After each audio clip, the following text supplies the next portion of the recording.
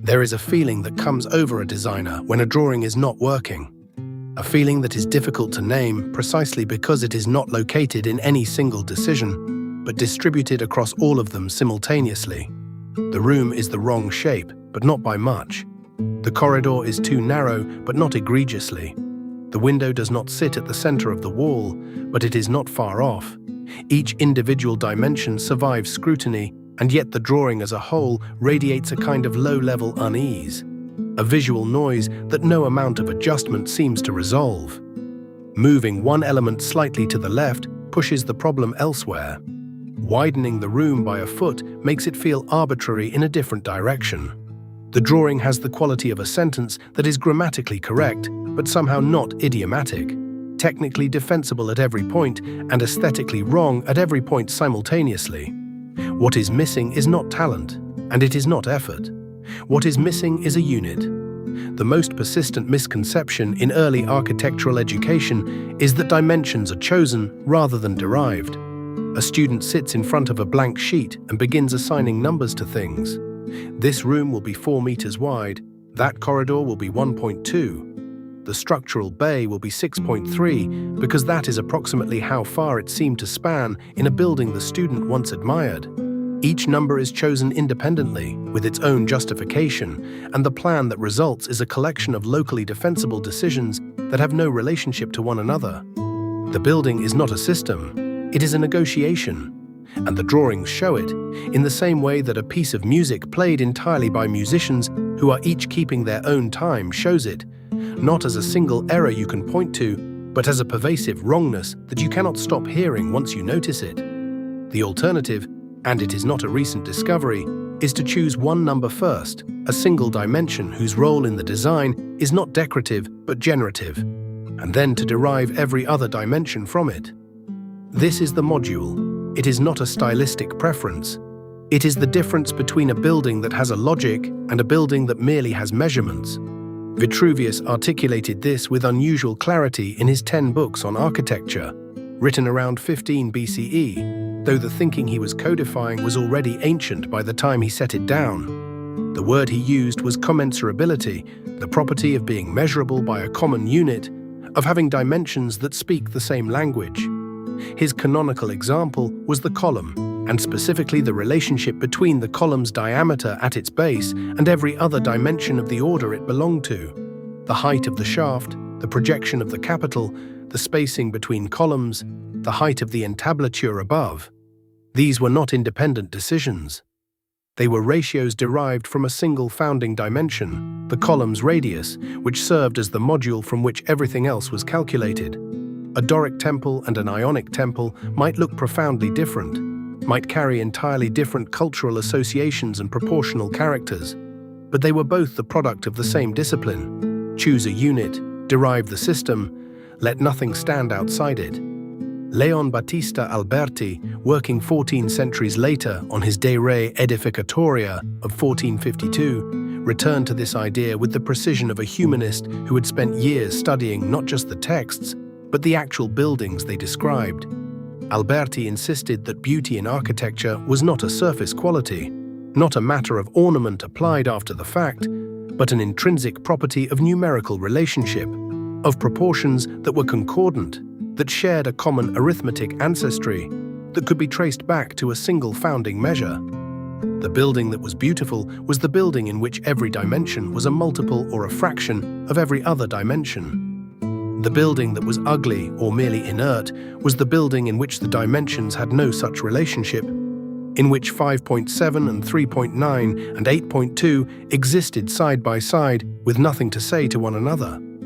No architectural culture has pursued the logic of the module with greater rigor or greater spatial consequence than Japan. The tatami mat, a woven rush mat of standardized dimensions used to cover the floors of traditional Japanese rooms, is 910 millimeters wide and 1820 millimeters long, a ratio of precisely 1 to 2. The room in a traditional Japanese house is not dimensioned independently and then fitted with tatami.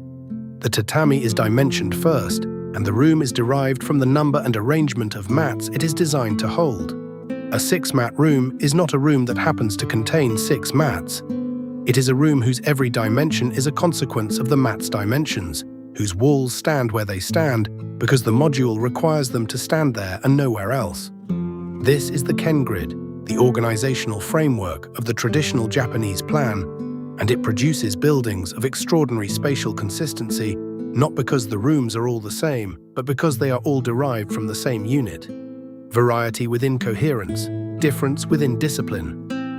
The mat is not furniture, it is a generator. Le Corbusier understood the module as a problem of human scale as much as a problem of proportion, and his Modulor, published in 1948, was an attempt to anchor dimensional systems in the body rather than in abstract arithmetic. The Modulor was a sequence of measurements derived from a standing man with his arm raised overhead, fixed at two heights, 1.83 meters to the top of the head and 2.26 meters to the raised hand, and organized according to the golden ratio so that each dimension was in harmonic relationship to all the others. Corbu's earlier Dom-Eno skeleton of 1914 had already begun this thinking, a structural system of flat concrete slabs carried on freestanding columns with no bearing walls, liberating the plan to be organized entirely by non-structural means. The module, in that context, was inseparable from the structural system.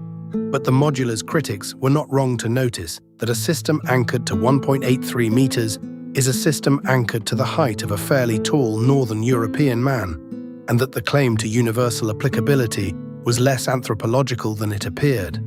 There is a distinction that matters enormously in practice, and that students consistently collapse: the distinction between the module and the grid.